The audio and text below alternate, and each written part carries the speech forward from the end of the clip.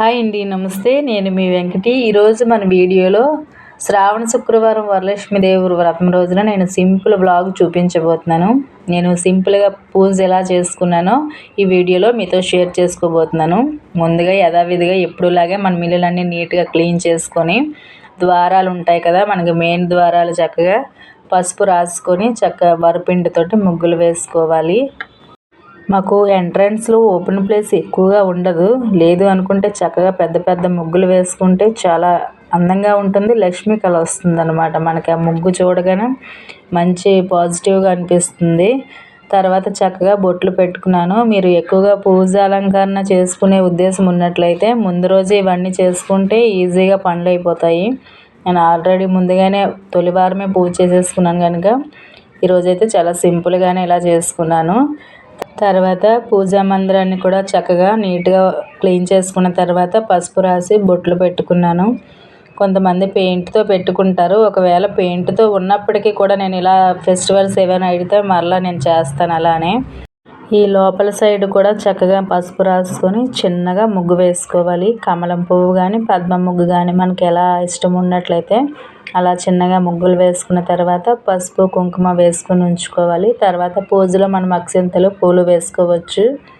తర్వాత పటాలన్నీ అయితే నేను ముందుగానే క్లీన్ చేసుకున్నాను. తర్వాత తోరణం కోసము ఇలా మామిడాకులు నీట్గా క్లీన్ చేసుకొని పసుపు బొట్లు పెట్టుకొని మనం పువ్వులు చేతిమాల కడతాం కదా, అలానే నేను మాలలా కట్టేస్తాను అనమాట. ఎందుకంటే ఎక్కువగా లేవు కనుక. ఎక్కువగా ఉన్నట్లయితే చక్కగా ఈ కొమ్మలతోటి ఇలా మనం తోరణాలు ఎక్కువగా కట్టుకుంటే చాలా బాగుంటుంది. అన్నీ ఎక్కువగా లేవు కనుక పూజ దగ్గరికి మెయిన్ ద్వారం దగ్గరికి ఇలా చిన్న చిన్నగా మాలల్లా కట్టేసి పెట్టేశాను సింపుల్గా. తర్వాత కిచెన్లోకి వచ్చి గ్యాస్ స్టవ్కి కూడా పసుపు కుంకుమ బొట్లు పెట్టుకొని ప్రసాదం గిన్నెలకి కూడా సేమ్ అలానే పెట్టుకున్నాను. నేను పూజ సామాన్లు ఇలా గిన్నెలు అవి ముందుగానే క్లీన్ చేసి క్లాత్తో తుడిచి ఉంచుకున్నాను అనమాట. తర్వాత ఒక సైడు శనగల కోసం, ఒక సైడు పరమాన్నం కోసము ఇలా 2 గిన్నెలు పెట్టుకొని కొంచెం కొంచెం వాటర్ వేసుకొని ముందు రోజే నేను శనగలు నానబెట్టి పెట్టుకున్నాను.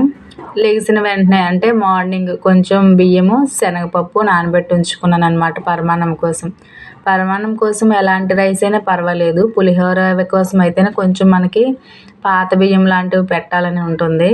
పరమాన్నం కోసం అయితే కొత్త రైస్ అయినా పర్వాలేదు. నేను నార్మల్ అప్పుడైతే నేను ప్రసాదాల కోసం చిన్న రైస్ తెచ్చి ఉంచుకుంటాను.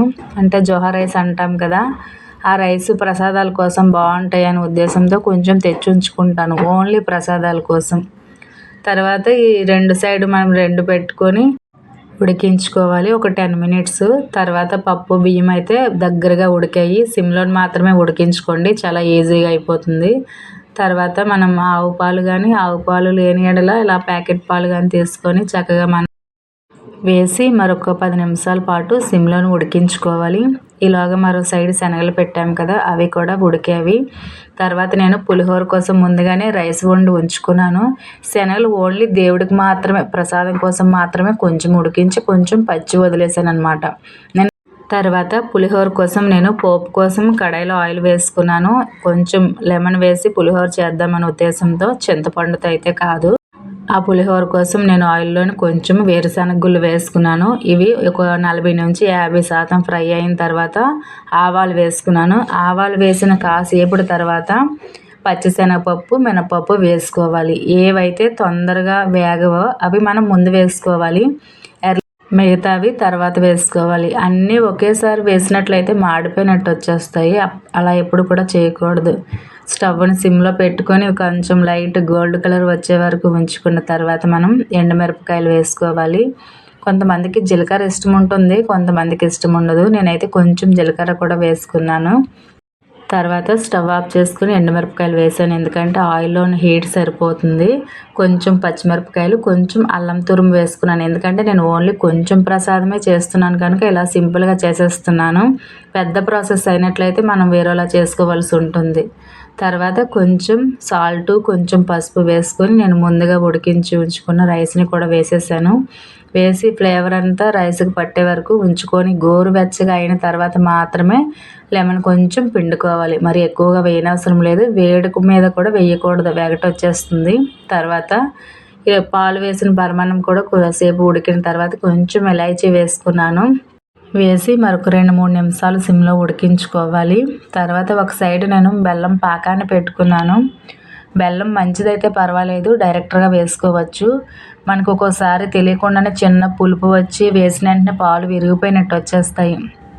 అలా డౌట్ ఉన్నట్లయితే ముందుగానే పాకం తీసుకొని స్టవ్ ఆఫ్ చేసుకొని గోరువెచ్చగా అయిన తర్వాత ఆ పాకాన్ని వేసుకుంటే ఆ ప్రాబ్లం అయితే మనకు రాదు. ఈ టిప్స్ తప్పకుండా ఫాలో అవ్వండి. కొంతమంది పరమాన్నంలో సాల్ట్ వేసుకోరు, నేనైతే చిటికెడు వేస్తాను. మీకు సాల్ట్ ఇష్టం లేని యెడల స్కిప్ చేసి కూడా చేసుకోవచ్చు. మరి కొంతమంది పచ్చకర్పూరం కూడా వేసుకుంటారు. ఫ్లేవర్స్ని బట్టి ఇష్టాన్ని బట్టి ఉంటుంది. ఇలా అన్నీ వేసుకొని బాగా మిక్స్ చేసుకున్న తర్వాత కొంచెం డ్రై ఫ్రూట్స్ ఫ్రై చేయడం కోసం మరొక దాంట్లో కొంచెం నెయ్యి వేసుకొని హీట్ అయిన తర్వాత జీడిపప్పు ఫస్ట్ వేసి వేయించుకున్న తర్వాత స్టవ్ ఆఫ్ చేసుకొని కిస్మిస్లు వేసుకుంటే సరిపోతుంది. ముందుగానే వేయొద్దు, నల్లగా మాడిపోయినట్టు వచ్చేస్తాయి. ఇలా ఫ్రై చేసుకొని మనం ముందుగా తయారు చేసుకున్న పరమాన్నం పైన వేసుకొని సైడ్ని పెట్టుకుంటే మనకి 2 ప్రసాదాలు రెడీ అయిపోయినట్టే. అమ్మవారికి పరమాన్నము. మూడో ప్రసాదం వచ్చేసరికి మనం ముందుగా శనగలు ఉడికించి ఉంచుకున్నాం కదా, దానికి పోపు కోసం మనం కొంచెం ఆయిల్ వేసుకొని ఉంచుకొని ఆవాలు, జీలకర్ర అందే పోపు దినుసులన్నీ శనగపప్పు, మినపప్పు వేసుకొని ఫ్రై అయిన తర్వాత ఎండుమిరపకాయలు, కరివేపాకు వేసుకొని స్టవ్ ఆఫ్ చేసుకొని మనం ముందుగా ఉడికించుకున్న దానిపైన వేసేస్తే సింపుల్గా ముచ్చటగా 3 ప్రసాదాలు రెడీ అయిపోతాయి. తర్వాత పూజ దగ్గర కూడా మనం అన్నీ సిద్ధం చేసుకోవాలి. ప్రసాదం పనులన్నీ అయిన తర్వాత పూజ దగ్గర కూడా మనం చక్కగా పూజకు సంబంధించినవన్నీ ఏర్పాటు చేసుకోవాలి. నేను స్పెషల్ డేస్లో అయితే ఆవు నెయ్యితో పెడతాను దీపం. నార్మల్గా అయితే ఆవాల నూనె కానీ, నువ్వుల నూనె కానీ, కొబ్బరి నూనె కానీ. ఇలా మనకి ఇప్పుడు ప్రజెంట్ శ్రావణ మాసం కనుక నేను ఇలా కుందులకి బొట్లు అవి పెట్టుకొని చక్కగా పువ్వులతో అలంకరణ చేసుకొని దీపం కోసం కుందుల్లో కొంచెం వేసి ఆవు నెయ్యి వేసుకున్నాను. వేసుకొని తర్వాత అందులో ఒత్తులు వేసాను అనమాట. ఇవి జాయింట్ల మీద ఉన్నవి కనుక నేను ఒక్కొక్కటిగానే వేసుకున్నాను. తర్వాత చక్కగా పూజ చేసేసుకోవడమే. నేను సింపుల్గా చేసేసాను, ఎందుకంటే నేను ఫస్ట్ వారమే చేసేసాను చెప్పాను కదా. కనుక సింపుల్గా ముచ్చటగా 3 ప్రసాదాలతో చక్కగా దీపం పెట్టేసుకున్నాను. కొంచెం చలిమిడి, వడపప్పు, శనగలు, పులిహోర, పరమాన్నం ఇలా తక్కువలోనే సింపుల్గా చేసేసాను అనమాట. ఇలా దీపాలు అవి వెలిగించుకొని కొబ్బరికాయ ఇవన్నీ చేసుకున్న తర్వాత ప్రసాదాలు పెట్టుకొని కొబ్బరికాయ తీసుకొని మనం నార్మల్గా సంకల్పం చేసుకుంటాం కదా, అలానే చేసుకొని నేనైతే పెద్దగా ఏమి కోరికలు కోరను. ఇలా నమస్కరించుకొని కొంచెం ధూపం వేసేసాను అనమాట. ద్వారాల దగ్గర, పూజా మందిరం దగ్గర ఇలా వేసుకొని చేత్తో కొంచెం అక్షంతలు, పూలు పట్టుకొని అష్టోత్తరాలు కథ చదువుకున్నాను అనమాట. ఎందుకంటే ఆ రోజు వరలక్ష్మి వ్రతం కనుక కథ చదివినా విన్నా మంచిది అని అంటారు కదా, అందుకు గాను నార్మల్గా చదివేసుకున్నాను అనమాట. మాకు ఇక్కడ కూర్చోవడానికి అంత అనుకూలంగా ఉండదు, ఎందుకంటే పూజా మందిరం కొంచెం పైకిగా ఉంటుంది కనుక కిందనే నార్మల్గా క్లాత్ వేసుకుని దానిపైన నించొని నార్మల్గా చదివేసాను అనమాట. కూర్చొని కూడా మనం చక్కగా చదువుకోవచ్చు, ఏవైనా మంత్రాలైనా దేవుడి కథలైనా సరే. ఆ రోజు నార్మల్గా ఇంకా నించొని చదివిన తర్వాత ఇంకా లాస్ట్లో నమస్కారం చేసుకొని హారతి ఇచ్చేసాను. నా ఈ సింపుల్ వరలక్ష్మి వ్రతం రోజున సింపుల్ పూజ అన్నమాట. ఈ పూజలో ఏమైనా తప్పులు ఉంటే నన్ను క్షమించగలరు. నాకు పూజలు అయితే పెద్దగా ఏమీ రావు, ఏదో ఎప్పుడు వచ్చినంతలోనే నేను ఇలా చేశానన్నమాట. యూట్యూబ్ కోసం అయితే నేను ఇలా చేయలేదు, నార్మల్గా మేము ఎలా అయితే చేసుకుంటామో ఈరోజు కూడా అలానే చేశాను. మీరు వరలక్ష్మి వ్రతాన్ని ఎలా చేసుకున్నారు అనేది నాకు కామెంట్ బాక్స్లో కామెంట్ చేయండి. ఈ వీడియో నచ్చితే లైక్ చేయండి. నెక్స్ట్ మరొక మంచి వీడియోలో కలుద్దాం. అంతవరకు కీప్ వాచింగ్ వెంకటీ అస్సాం.